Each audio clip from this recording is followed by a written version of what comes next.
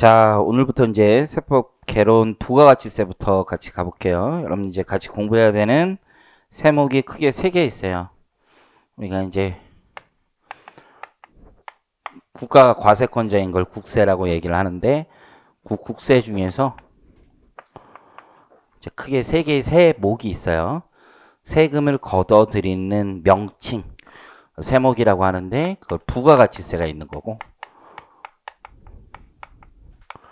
소비세의 가장 대표적인 거고 이제 개인의 소득에 대해서 걷어들이는 소득세가 있고 법인의 소득에 대해서 걷어들이는 법인세가 있고요.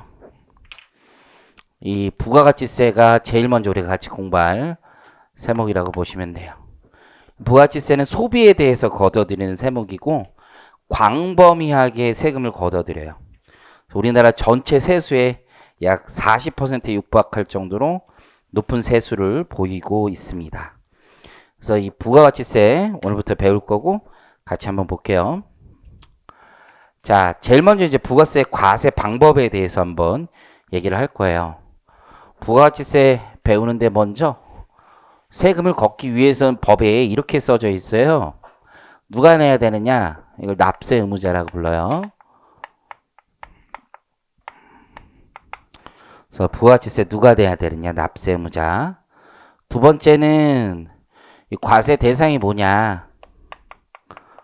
요거 배워야 되고 그 다음에 과세 표준이 뭐냐? 세금을 계산하기 위한 어떤 단위를 얘기하는 건데요. 계산 단위, 과세 표준이 뭐냐? 그리고 세율이 뭐냐? 이렇게 네 가지를 주로 세법에서 항상 다루는데 우리가 뭐라고 부르냐면 과세 요건이라고 불러요. 과세 요건. 네 가지의 과세 요건을 우리가 이제부터 열심히 배우는 거예요. 이게 있어야지만 반드시 과세할 수 있는 거예요. 이 네 가지가 없으면 과세할 수가 없습니다. 그러면 납세 의무자는 우선 간단하게만 설명을 드리면 재화나 용역을 공급하는 사업자를 원칙으로 해요. 물론 뭐 재화를 수입하는 자 이렇게도 있지만 우선은 사업자라고 생각을 하시면 돼요. 그래서 오늘 사업자에 대해서 자세하게 배울 거고요. 과세 대상은 재화나 용역이라고 보시면 돼요. 그래서 재화 또는 용역의 공급이 있으면 과세를 해요. 과세 표준은 지금 얘기하기 되게 어려운데 공급 가액의 합계액이에요. 공급 가액의 합계액.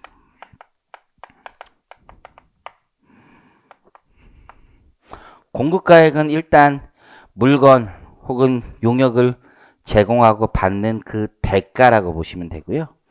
마지막에 세율은 부가가치 세율은 10%를 원칙으로 하되 0% 세율이 적용되는 경우도 있어요.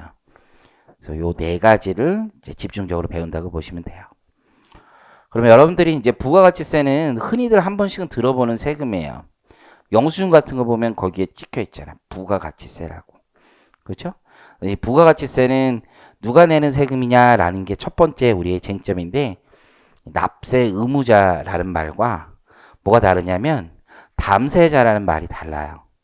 그래서 부가가치세는 납세 의무자하고 뭐가 다르다? 세금을 직접 부담하는 담세자가 다른 세금이에요. 그래서 내가 편의점에서 물건을 사요. 그럼 부가가치세를 실질적으로 부담하는 사람은 누구냐면 우리 담세자, 소비자예요. 소비자. 하지만 부가가치세를 거두어서 세무서에 갖다 내는 사람이 있을 거 아니에요. 그걸 납세 의무자라고 하는데요. 그건 사업자들이에요. 사업자. 부가가치세에서 납세 의무자의 의미는 뭐냐면 좀 어려운 말이 나오는데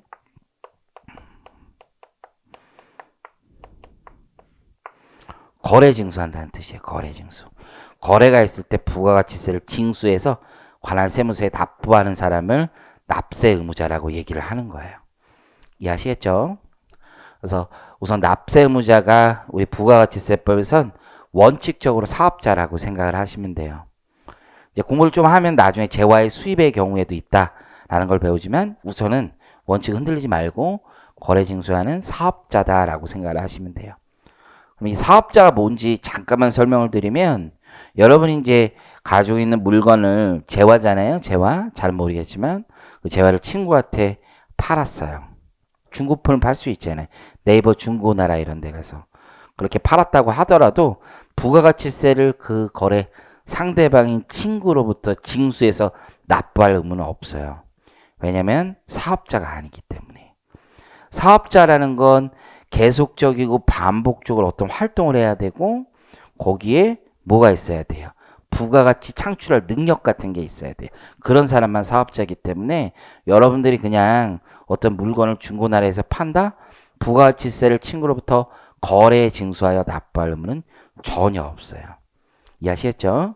그럼 이런 부가가치세는 물건 따위에 붙는 세금이라고 보시면 돼요. 물건 따위에. 요 분필도 부가세가 있을 거고, 요 핸드폰도 부가가치세가 있을 거고. 핸드폰 요금 내죠?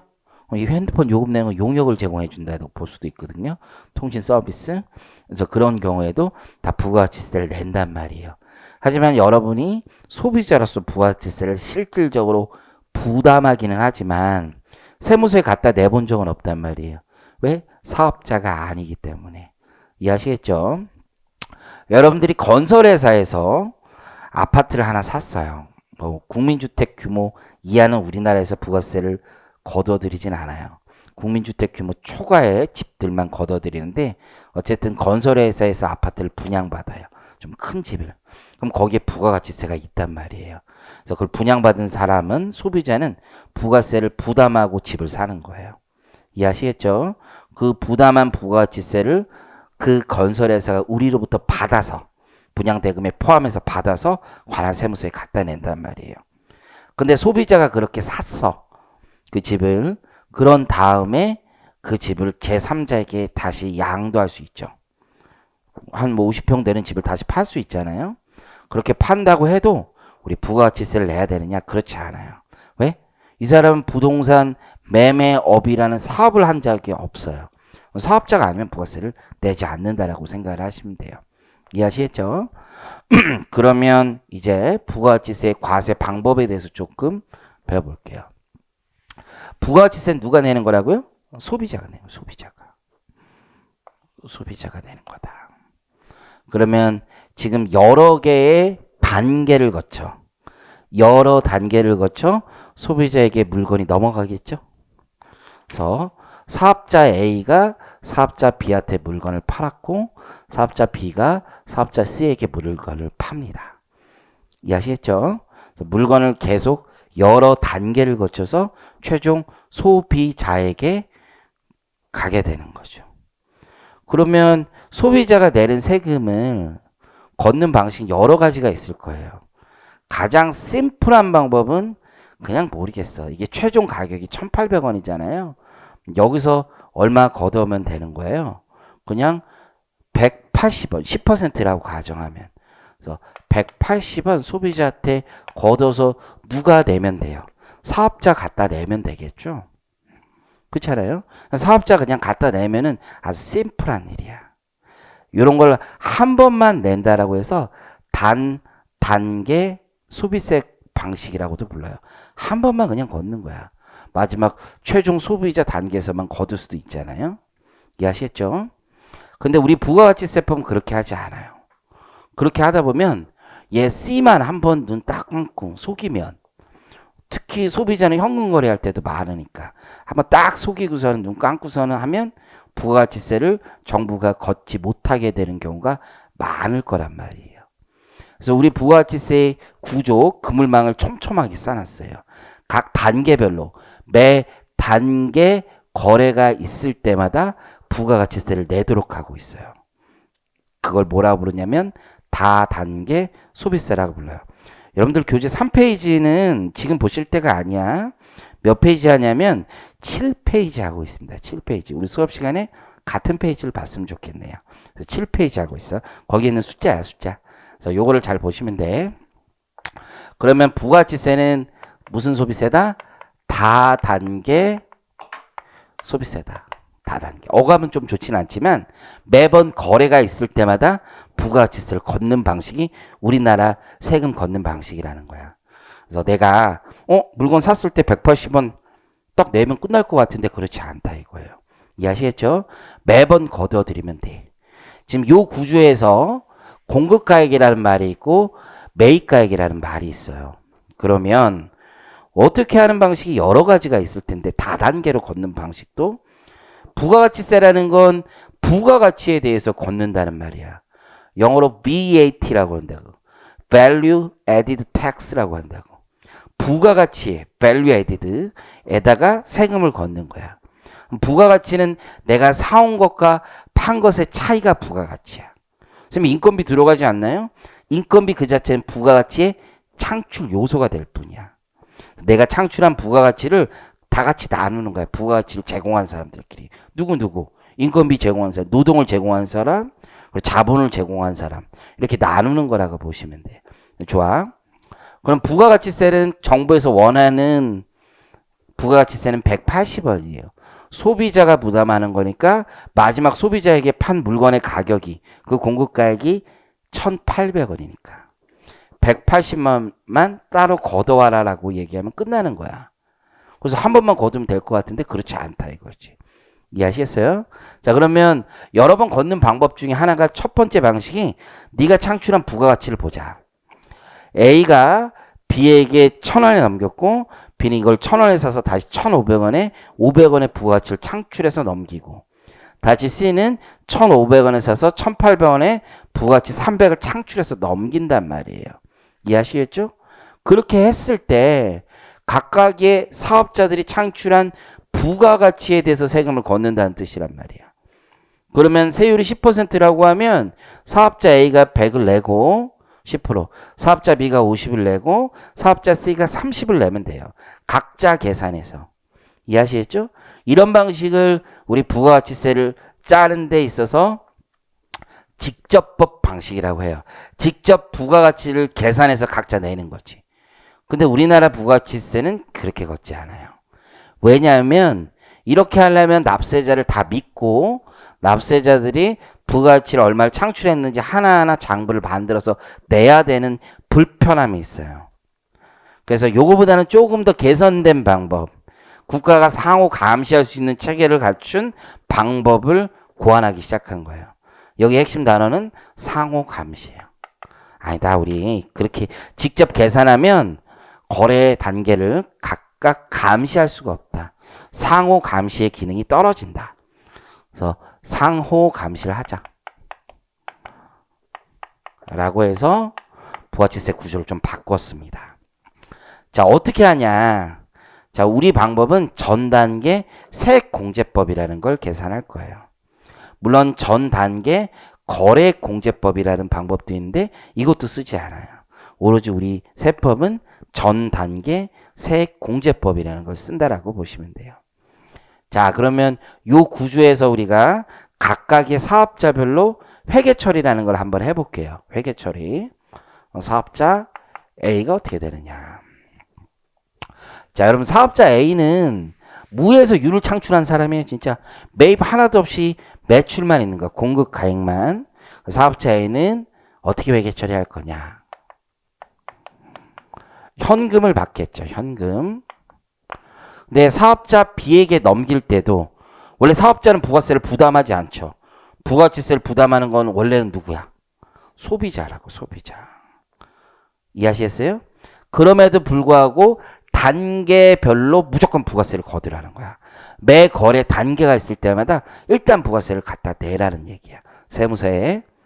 그러면 이 사람의 공급가액에 해당하는 매출은 비록 얼마지만 1,000원이지만 그 거래 상대방이 소비자이든 사업자이든 무조건 가져와, 무조건.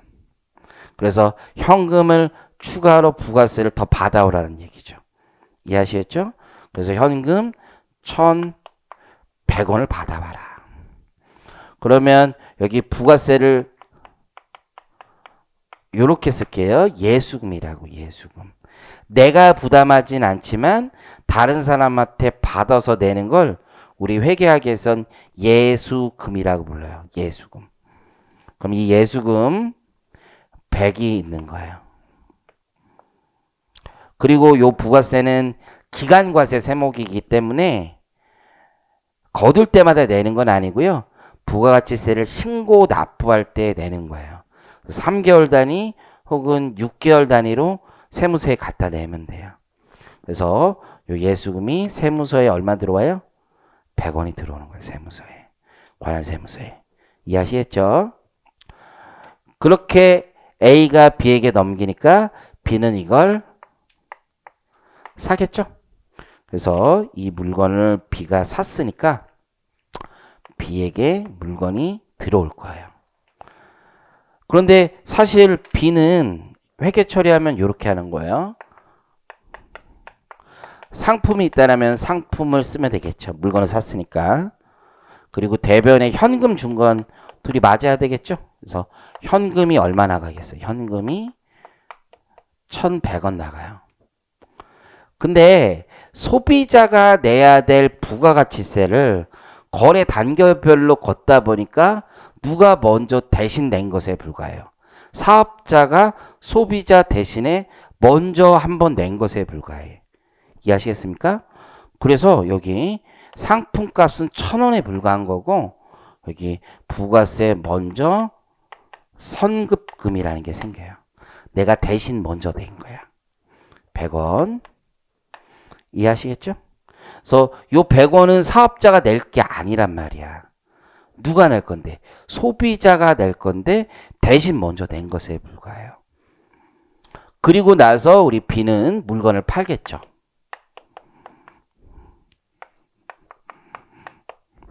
그래서 다시 파니까 매출. 저기 숫자가 1,500원이었잖아요. 1,500원. 그런데 현금은 사업자 C에게 얼마를 받아와야 돼요? 현금은 부가세를 역시 포함해서 받아와요. 그 거래 상대방이 소비자이든 아니든 무조건 사업자는 재화나 용역을 공급하면 부가세를 걷어오라는 뜻이에요. 그래서 현금 1,650을 받고 역시 부가세 예수금이 생긴 거예요. 160원. 그럼 이제 이 사업자 역시 부가세를 3개월 또는 6개월에 한 번씩 신고를 하고 납부를 할 거란 말이에요. 150 생겨. 숫자 쓰다 보면 또 실수해야지. 150. 그럼 사업자는 한 번씩 세금을 납부할 거란 말이에요. 3개월이나 6개월에 한 번씩. 그러면 이때 이 사업자는 150을 낼 거냐 아니면 선급금 100원을 퉁치고 낼 거냐의 문제가 있겠죠.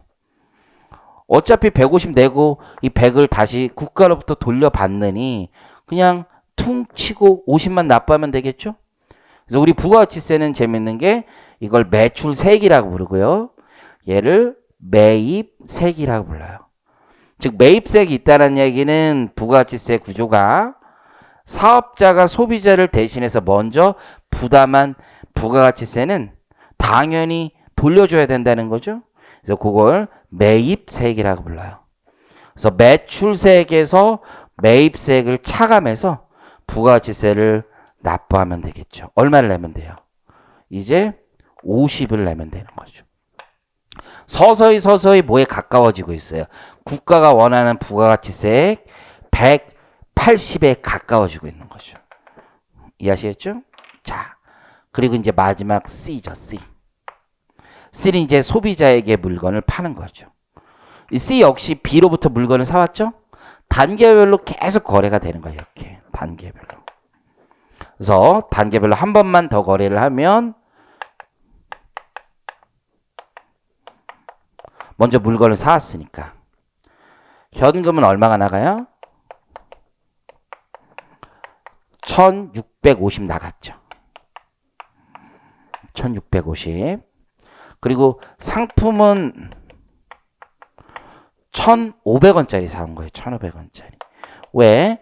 이 부가세 150은 내가 누구를 대신해서 먼저 낸 것에 불과해요.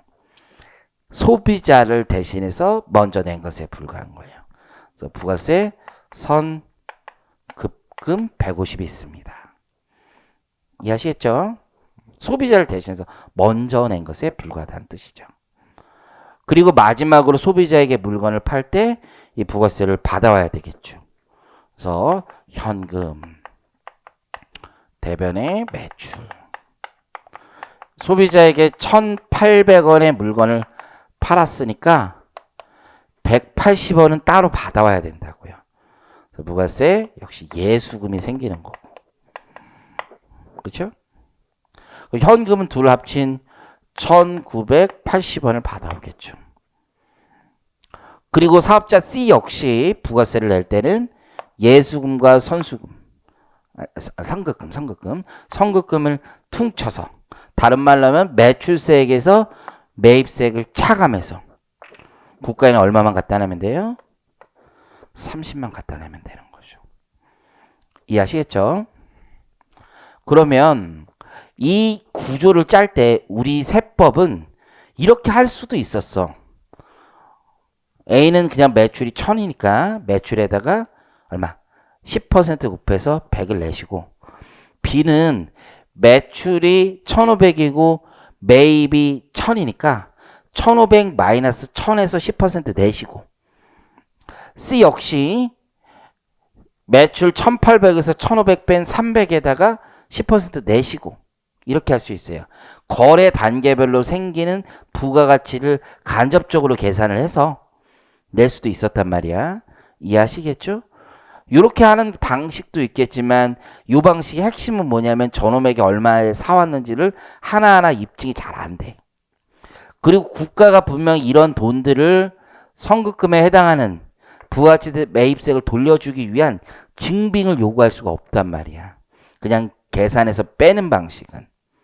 그래서 우리 법은 전 단계 세액 공제법이라는 방식을 쓰고 있는 거고, 전 단계 세액 공제법은 내가 지금 거래하기 전 단계에서 매입한 부가가치세, 소비자를 대신해서 먼저 부담한 부가가치세를 매입세액으로 공제받기 위해서는 반드시 증빙을 갖춰라. 이해하시겠습니까? 그 증빙의 이름이 세금 계산서라고 얘기한단 말이에요. 그 증빙의 이름이. 그래서 부가가치세 제도에 있어서는 세금 계산서가 핵심 중에 핵심이 되는 거죠. 그래서 당신이 세금 계산서를 증빙으로 갖추었을 때만 매입세액을 공제해 준다는 거예요. 그리고 네가 물건을 팔면 반드시 세금 계산서를 발급해라. 적어도 누구에게 팔 때는, 사업자에게 팔 때는 세금 계산서를 반드시 발급해라. 참고로 여기 C는요, 소비자에게 직접 팔잖아요. 이런 경우는 세금 계산서 발급하지 않아도 되는 예외가 되게 많아. 그냥 영수증만 줘도 돼. 왜 세금 계산서 발급하지 않아도 돼요? 그 거래 상대방이 소비자니까. 그래서 거래 상대방이 사업자라면 무슨 일이 있어도 뭐를 받았다 와라? 세금 계산서를 발급하고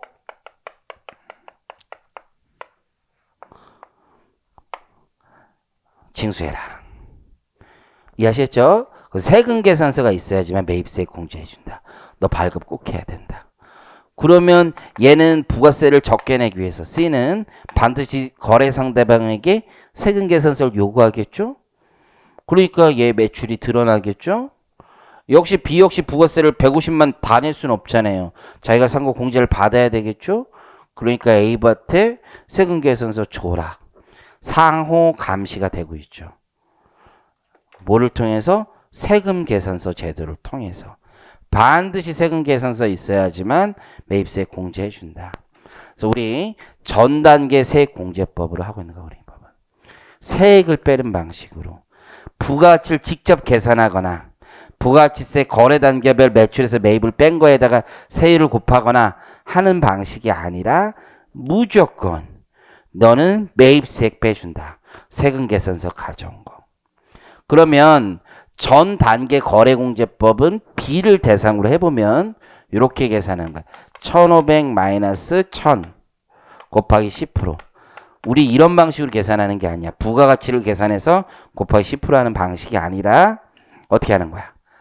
1500 곱하기 10% 마이너스 100 요 방식이라는 거죠. 선생님 수학을 너무 못하시네. 이거랑 이거랑 같은 거 아니에요. 전혀 다르죠. 왜요?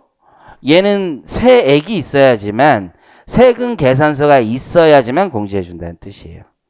그러면 우리 부가가치세법에서 재밌는 건 원래 부가가치세법이라는 거 과세하는 게 부가가치에 대해서 과세한다고 그랬잖아.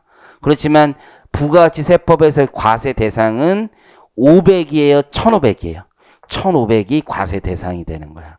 즉 내가 넘기는 재화나 용역의 값이 부가가치세의 과세 대상이 되는 겁니다. 넘기는 금액. 이해하셨어요? 그걸 뭐라고 부른다? 공급가액이라고 부른다. 과세 대상은 재화나 용역의 공급이 과세 대상이 되는 거야. 이해하시겠습니까? 이게 부가가치세의 어떤 틀의 가장 중요한 내용이라고 보시면 돼요. 그래서 교재 같이 확인해 보면 6페이지, 여러분 앞에 페이지는 안 보셔도 돼요. 나중에 세법학 뭐 이런 거 2차 때 공부할 때 한번 구경해 보시면 되고요. 직접법이라고 되어 있죠.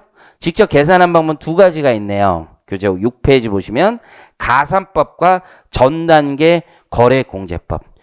가산법 있잖아요. 가산법. 이 가산법은 별게 아니라 부가가치 창출 요소가 있을 거 아니야. 그 임금, 지대 이런 거 있잖아요. 노동에 대한 가치. 결국 생각해보면 잘 봐요. 사업자 비를 기준으로 보면 얘는 부가가치가 500인데 남한테 산 거 빼고 나머지 500이 인건비도 들어가고 거기에 이자도 주고 남는 이윤이 있을 거 아니야. 그 합이 당연히 500이랑 맞겠지. 그렇게 계산하는 방법이 거기 직접법 중에서 가산법이라는 거야. 이해하셨죠? additive method라고 돼 있죠. 그래서 다 더하는 방식인지 거의 불가능한 방식이라고 이거는. 그 밑에 전단계 거래공제법은 try 해볼 수 있죠. 도전해볼 수 있지만 이렇게 되면 매입이 얼마인지 국가가 검증할 길이 막연하단 말이에요. 세금 계산서 제도가 없으니까. 그래서 오른쪽 간접법 방식인 전단계 세액공제법을 쓰는 거야. 부가가치세가 우리나라만 있는 세금이 아니에요, 여러분들. 전 세계 선진국이라는 데들은 거의 다 있다고 보시면 돼요. 미국을 제외하고는. 그래서 유럽 이런 데 가보면 부가세가 굉장히 발달되어 있고요.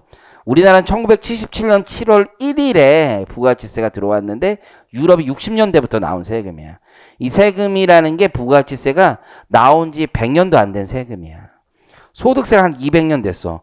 생각보다 세금의 역사가 길지 않아요. 그죠? 근데 어쨌든 간에 이 부가가치세가 굉장히 과학적인 세금인데 OECD라고 들어보셨죠? OECD에서 부가가치세를 설명할 때 우리는 이걸 전제로 설명한다 이렇게 딱 표시가 돼 있어. 그게 전 단계 세액공제법을 전제로 한 나라들만 얘기하겠다. 나머지 나라들은 얘기하지 않겠다. 그래서 중국만 해도요. 부가가치세를 중국만 해도 어떻게 걷었냐면 2016년 전에 여기다만 걷었어. 여기다만. 그냥 최종 소비자로 대상으로 한 데만 걷었어. 그러다 보니까 앞에가 다 무너질 수 있는 거죠. 다단계 소비세를 걷어야 되는데 한 번만 걷는 방식을 했단 말이야. 그러면 상호 견제 기능 이런 게 없어진단 말이야. 17년부터인가 16년도부터인가 중국도 이런 방식으로 싹 바꿨거든. 세제 개편을 해서. 그래서 전단계 세액공제법만 부가세법에서 할 만한 얘기가 되는 거야. 그래서 우리 전단계 세액공제법 기억하시고 가운데 이제 파란색으로 거래징수라는 말 이해되죠? 그래서 거래 상대방으로부터 부가세를 징수하여 납부한다. 이게 사업자의 의무죠. 의무. 그리고 이렇게 거래 징수할 때 뭐를 발급해 줘야 되는 거야? 세금 계산서를 발급해 줘야지 그 거래 상대방이 자신이 소비자를 대신하여 부담한 부가가치세를 환급받을 수 있죠. 그렇게 차곡차곡 구조를 짜면 그물을 짜면 결국 진짜로 부담하는 사람은 누군데 부가가치세를 진짜로 부담하는 사람은 소비자인데 담세자인데 거래 징수에서 갖다 내는 사람 부가세를 징수하여 납부하는 자는 사업자가 되는 구조를 만든 거죠. 기가 막힌 구조인 거죠. 그래서 거의 전단계 세액공제법 그림 보시고 다음 페이지에 회계 처리도 있을 거야. 그래서 예수금하고 대급금이라고 되어 있는데요. 그 계정 이름은 그렇게 중요하지 않아. 선급금이라고 생각하셔도 좋고 가운데 이제 박스에 보면 파란색으로 음영되어 있는 데 있잖아요. 그래서 납부세액이나 혹은 환급세액이 나올 수도 있죠. 어느 경우에 환급세액이 나올 수도 있어. C가 여기까지 샀는데 뭘 하지 않았을 때, 팔지 않았을 때, 아직 팔지 않았을 때 환급이 나와. 이 얘기는 뭐냐면 부가가치세는 팔아야 반드시 공제받는 건 아니라는 거예요. 매출과 매입이 대응되는 개념이 전혀 아니라는 거야. 매출과 매입이 대응되지 않아. 우리 법인세나 소득세 여러분이 배우는 회계학은 팔기 전엔 비용 처리해주지 않죠. 하지만 부가세는 그런 거 아니야. 매출과 매입이 회계학에서 얘기하는 수익 비용 대응처럼 딱 대응되는 길은 없어요. 그냥 매출세액보다 뭐가 많으면, 매입세액이 많으면 환급해 주는 거야. 물론 이론적으로는 이래요. 근데 이렇게 환급세액이 나오면 관할 세무서는 또 전화를 합니다. 왜 환급이 나오셨어요? 조사하고요. 이렇게 많이 조사를 합니다. 이해하시겠죠? 환급 거부 처분을 내리기도 하고. 자, 전단계 세액공제법의 논리적 귀결, 그런 표현이 있죠? 논리적 귀결. 그래서 첫 번째 과세 대상은 이미 이해하셨을 거야. 당연히 뭐가 과세 대상이 되겠어요? 우리 재화나 용역의 공급이 되는 거죠. 근데 이론적으로는 거기 볼게요. 이론상으로는 고래 단계에서 창출한 부가가치죠. 그러나 전단계 세액공제법은 이러한 부가가치를 직접 포착하여 과세하지 않는다. 이해가 되죠? 그리고 현행 부가가치세법에서는 그래서 어쩔 수 없이 재화나 용역의 공급을 과세 대상으로 하고 있다. 자, 두 번째 과세 표준은 부가가치에다 직접 곱하는 게 아니죠. 재화나 용역의 공급 가액을 과세 표준으로 하고 있다. 그래서 파란색 보시면 과세 표준도 부가가치액이 아니라, 부가가치 금액이 아니라 재화나 용역의 공급 가액의 합계액이다. 왜 합계액이라는 표현을 쓰냐면 우리 3개월치 모아서 신고한다라고 했잖아요. 혹은 6개월치. 그럼 3개월치의 공급가액의 모든 합계액, 그리고 6개월치 공급가액의 합계액을 신고서에 넣을 거 아니야. 그래서 그렇게 표현하고 있다. 그래서 거기 파란색 보시면 세부사항 밑에 이러한 과세 표준을 구성하는 공급가액은 해당 거래 단계까지 창출되어 누적된 부가가치의 총액이다. 좀 이해가 되나요? 지금까지 만들어낸 부가가치의 총액이 되는 거지. 사업자 A단계에서는 1000, 사업자 B단계에서는 1500이 공급가액이 되는데, 사업자 B단계에서 보면 A단계에서 1000의 부가가치가 누적됐고 B단계에서 추가로 500을 부가가치를 창출했으니까 그 누적액은 1500이 되는 거죠. 마찬가지로 사업자 C단계에서는 A단계에서 창출한 부가가치 1000, B단계에서 창출한 부가가치 500, C단계에서 창출한 부가가치 300을 누적한 금액이 곧 공급가액이 되는 거죠. 이해하시겠죠? 이렇게 하면 부가세를 계속 누적해서 공급가액만 있고 부가세를 내기만 하라고 한다면 세무서는 거래가 많으면 많을수록 논하는 거죠. 그렇기 때문에 반드시 그런 누적적인 효과를 제거하기 위해서 뭐가 필요한 거야? 매입세액을 공제하기 위한 필요성이 있는 거죠. 그래서 거기 한번 읽어볼게요. 여기에는 해당 거래 단계에서 창출된 부가가치액뿐만 아니라 전 단계에서 창출되어, 자, 거기 밑줄 한번 가보겠습니다. 이미 과세되어 있는 부가가치세액이 포함되어 있어요. 부가가치액이. 따라서 전 단계에서 창출된 부가가치에 대해서는 두 번 걸쳐 과세하는 효과, 그걸 누적 효과라고 그럽니다. 누적 효과. 그럴 위험성이 있는 거죠. 그러면 그런 위험성을 제거하기 위해서 뭘 해주는 거예요? 매입세액을 공제해 주는 거야. 그래서 옆에 써보세요. 누적 효과 제거 장치, 매입세액 공제. 아주 중요한 말이야. 누적 효과 제거 장치 보다 매입세액 공제다.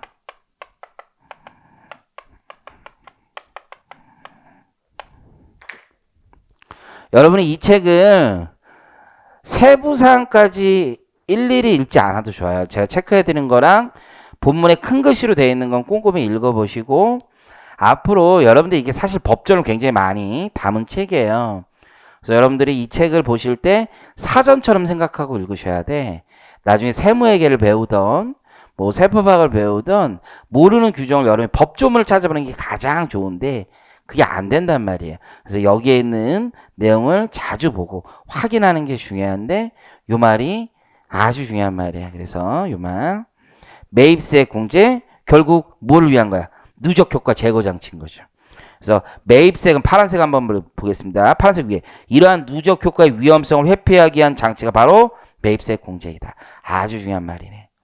그러면 여러분 나중에 이런 얘기 배울 텐데요. 누적 효과가 왜 발생하느냐 이런 얘기를 배울 거야. 그래서 2차 시험 보는 애들한테도 문제를 내도 아무도 기억을 못합니다 이걸. 그래서 누적 효과, 환수 효과 나중에 이런 거 배우거든요. 누적 효과가 발생하는 이유는 뭐예요? 그러면 매입세 공제를 안 해줄 때만 발생하는 거지. 누적 효과는 왜 발생해요? 매입세 공제를 안 해주면 발생하는 거지. 그래서 매입세액은 전 단계에서 이미 부과된 부가가치 합계액인데 납부세액을 계산할 때 공제함으로써 비로소 전 단계에서 창출된 부가가치에 대한 중복과세가 회피되는 것이다. 이해가 좀 됩니까? 그래서 이렇게 회피하는 거구나. 매입세 공제가 없으면 현행 부가가치세 구조는 무너지겠구나. 뭐 때문에? 누적 효과 때문에 무너지는 거야. 하지만 매입세 공제가 되기 때문에 너무도 많은 장점이 생기는 거죠. 상호 감시도 할 수 있는 거고 누적 효과도 제거되는 거고. 이해하시겠죠? 단계별로 과세하고 있기 때문에. 넘기세요. 그러면 세금 계산세의 중요성 당연한 거죠. 이게 없으면 망하는 거지. 그렇죠? 국가도 매입세액을 돌려주는데 증빙도 없이 증거 자료도 없이 돌려줄 수는 없잖아요. 그래서 세금 계산서를 발급하도록 하고 있고 그 세금 계산서가 발급되면 국가는 적어도 매입세액을 공제해주되 누구한테는 징수할 수 있어. 그 세금 계산서를 발급한 사람한테 징수할 수 있으니까 사업자 간의 거래에서 국가는 손해도 이익도 없는 상태로 다시 원상 복구되는 거죠.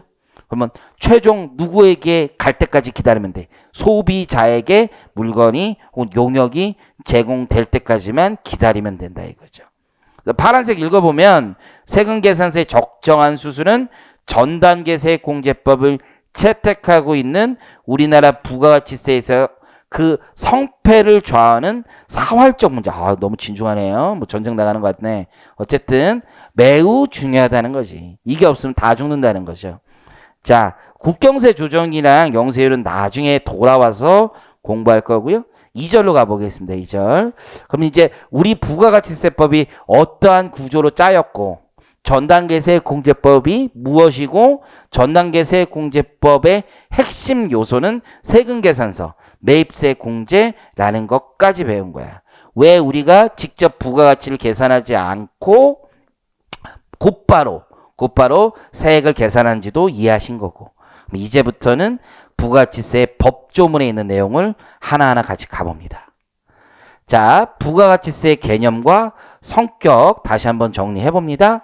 일반 소비세고 간접세고 다단계 과세 방식이다. 요거 하나만 하고 넘어갈게요.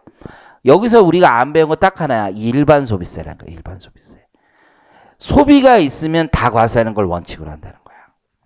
즉 부가가치세 과세 대상이 되게 광범위해. 그냥 다 과세하는 거야. 일반 소비세.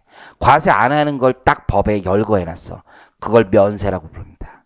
그래서 부가가치세는 그냥 다 과세하는 거야. 재화나 용역에 대해서. 이해하시겠죠? 다만 유일하게 면세로 열건된 것만 과세하지 않아요. 그 정도 기억하시면 돼요. 자, 이제 부가세 총칙으로 넘어가 볼게요. 총칙. 이거 안 적어도 돼. 일반 소비세 어차피 알게 돼 있어. 자, 납세 의무자.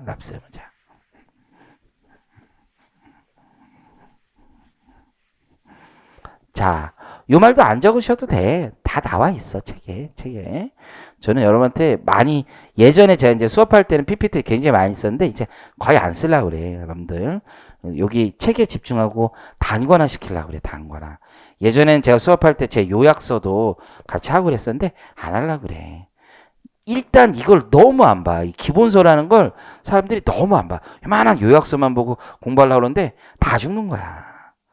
그러면 합격할 수도 있어. 그렇게 해서 합격할 수도 있어. 근데 그 이후에 인생이 재앙이 될 수가 있어. 진짜. 세무서 사고 치는 애들이 얼마나 많은지 몰라. 회사 사고 치는 애들 너무 많아. 인생이 재앙이 돼, 인생이. 그러면 안 돼, 여러분들. 꼼꼼하게, 그리고 기초 원리를 가지고 생각하시면 많이 외우지 않아도 돼, 많이. 이해하셨어요? 외우지 않고 하시는 게 중요해. 생각하고 하시는 게 그 생각이 중요하다. 자, 그러면 과세 요건이 법조문에 있는 거잖아. 누가 내야 되느냐? 아까 사업자라고 했었잖아요. 그 과세 요건 중에 첫 번째 납세 의무자를 배우는데, 납세 의무자는 부가가치세법에 이렇게 적혀 있어요. 첫 번째 이렇게 재화 또는 용역을 공급하는 사업자다. 근데 여기에 숨겨진 말이 과세 대상이야. 과세 대상. 즉 이따가 얘기하겠지만, 언젠가 얘기하겠지만, 우리 세법에서는 부가가치세가 일반 소비세라고 그랬잖아요. 그냥 기본적으로 다 과세하는 건데, 법에 면세라고 열거된 물건이나 즉 용역 같은 게 있어. 그런 거를 공급하는 경우엔 과세하지 않거든. 그 경우엔 사업자가 아니라고 볼 수도 있어. 심지어 부가가치세법상 사업자. 이해하시겠죠? 그래서 과세 대상이란 말을 제가 붙인 거고, 붙이나 안 붙이나 똑같아.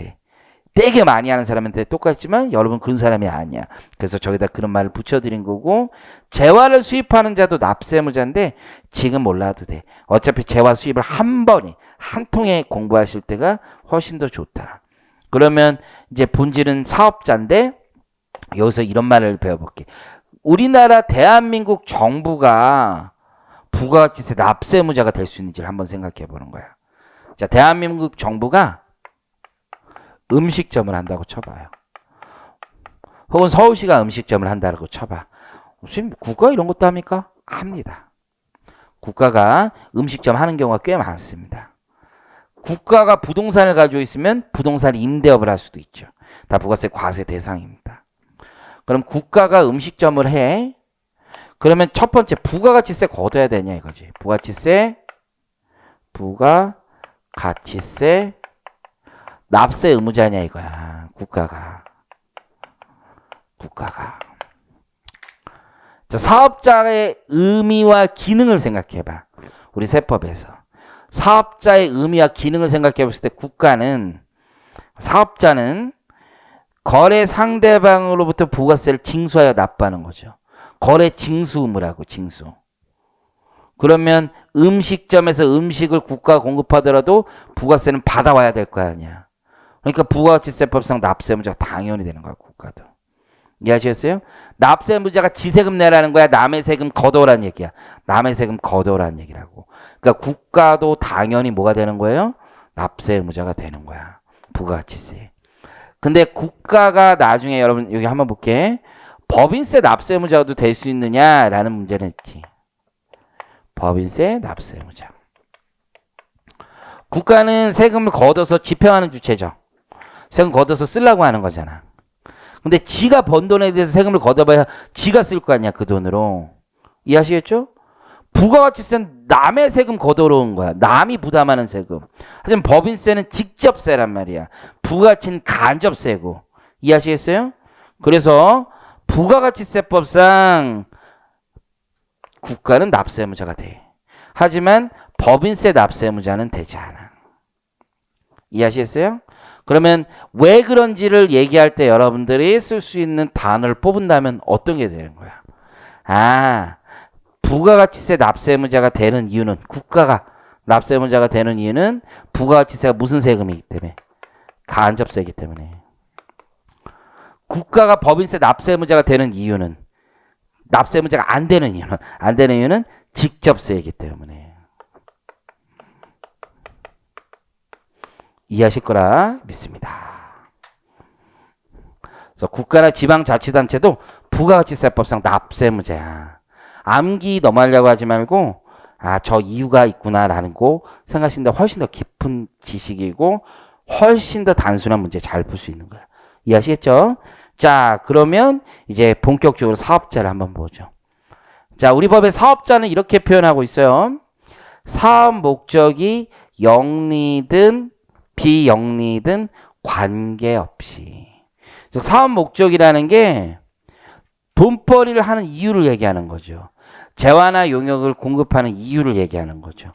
그게 영리든 영리가 아니든 관계없이. 우리 교재 다음 페이지 가보시면 16페이지부터 나와 있는 사업자의 개념. 사업자란 이렇게 나왔죠. 맨 위에 16페이지에. 그래서 사업 목적 영리든 영리가 아니든 비영리든 관계가 없어. 그래서 여러분들 뭐 대학교에서 부동산 임대업 많이 하거든요. 뭐 어떤 대학교는 뭐 우유를 팔기도 하지. 그 우유가 면세인지 과세인지는 우유의 종류별로 다르긴 해요. 근데 어쨌든 이 대학교도 여러분들 뭘 하냐면 영리 활동에 유사한 사업을 한단 말이야. 그죠? 우리가 보통 생각하는 영리라는 건 돈벌이란 말이야. 대학교도 돈벌이 뛰어든단 말이야. 하지만 여기서 말하는 영리와 비영리는 돈벌이가 아니야. 돈을 벌어서 나누어 준 걸 얘기해요. 그래서 우리 주식회사 같은 경우는 주주에게 번 돈을 나누어 주려고 장사를 하는 거야. 즉 이익을 번 돈을 쓰려고 나누어 주려고 하는 사업을 영리사업이라고 하고요. 돈벌이가 다른 이유야. 대학교 운영을 잘하기 위해서 돈이 모자라니까 그 경비를 충당하기 위해서 수익사업을 할 수 있는 거잖아. 이해하시겠습니까? 그래서 영리와 비영리는 이익을 분배하는 걸 영리라고 하고 비영리는 이익을 분배하지 않는 것을 비영리라고 불러요. 그렇지만 부가세법은 상관이 없어. 그냥 무조건 납세의무자인 사업자가 될 수 있어요. 영리 목적으로 사업을 하든 영리 목적이 아니든 사업자가 될 수 있어요. 왜 그러냐면 비영리라고 해서 부가세를 걷어들이지 않으면 사람들은 비영리 법인이 공급하는 재화나 용역만 소비하려고 하겠죠. 부가세가 없으니까. 그럼 뭐를 해쳐? 영리와 비영리의 경쟁을 해친다고. 다른 말로 하면 과세 형평에 맞지가 않아. 영리 사업자와 비영리 사업자의 과세 형평을 유지하기 위해서 과세 형평이라는 말이 뭔지는 아시잖아요. 그렇죠? 그래서 관계없이 무조건 관계없이 사업상 독립적으로 요 말 굉장히 어렵네. 독립적으로. 독립적의 반대말은 뭡니까? 종속적이란 말이죠. 그럼 이게 근로관계라고만 생각하시는 거는 바람직하지 않고요. 이렇게 보시는 게 좋을 것 같아.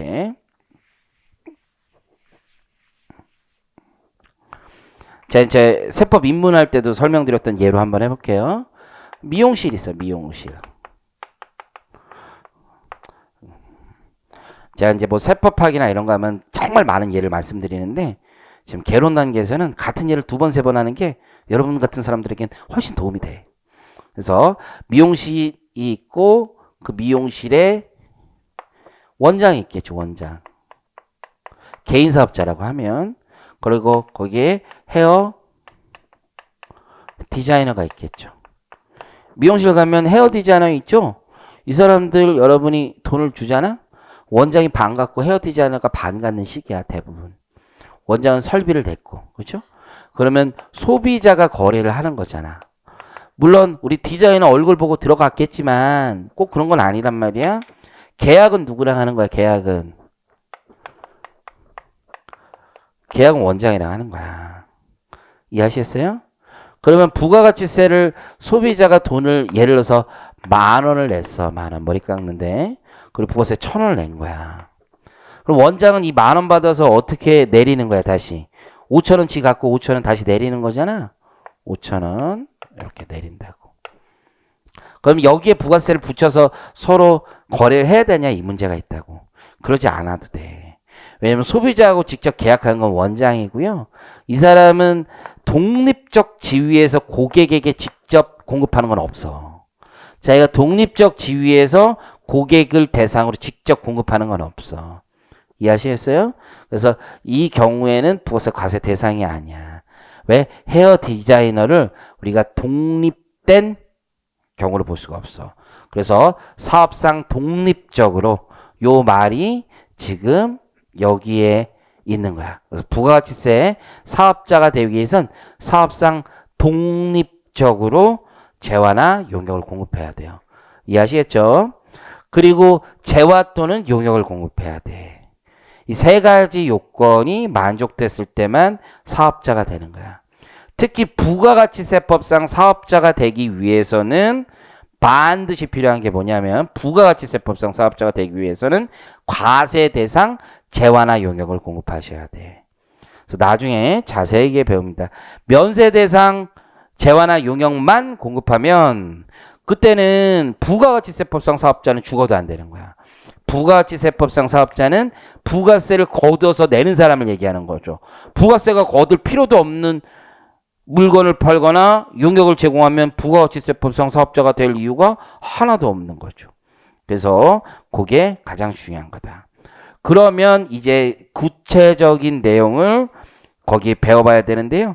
조금 쉬었다가 하도록 하겠습니다.